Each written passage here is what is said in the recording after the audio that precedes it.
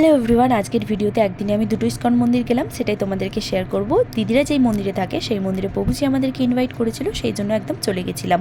তারপর আরতি দর্শন করে একটু কেনার ছিল, তাই জন্য গিফট হাউসে চলে গেছিলাম। তারপর প্রভুজি রুমে নিয়ে চলে গেল। এত প্রসাদ দিয়েছিল, না এত প্রসাদ আমি একা খাইনি, সবার জন্য দিয়েছিল।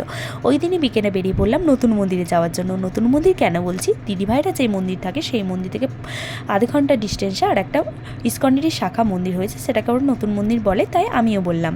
তারপর গিয়ে আমরা যখন দেখি ভগবানের আরতি চলছিল আর প্রচণ্ড ভিড় ছিল। ভগবানের দর্শন আমিও করলাম, তোমাদেরকে দেখালাম। তারপর সেখান থেকেই পাশের একটা তিরুপতির মতন মন্দির করা হয়েছে, পাহাড়ের মতো একটু উঁচুতে, সেটাও তোমাদেরকে শেয়ার করলাম।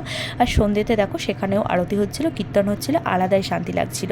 তারপর আমরা পরিক্রমা করে টোরে বেরিয়ে পড়লাম একটু গিফট হাউসে যাওয়ার উদ্দেশ্যে। ভীষণ দাম ছিল, আমি দেখেই চলে এসেছি। কিছু কিছু পছন্দ হয়েছে, পরে কিনবো, সেগুলো তোমাদেরকে শেয়ার করব। আর আমার ভিডিওগুলো তোমাদের কেমন লাগছে জানিও। তাহলে চলো আজকের ভিডিওটা এই পর্যন্ত, দেখা হচ্ছে নেক্সট ভিডিওতে।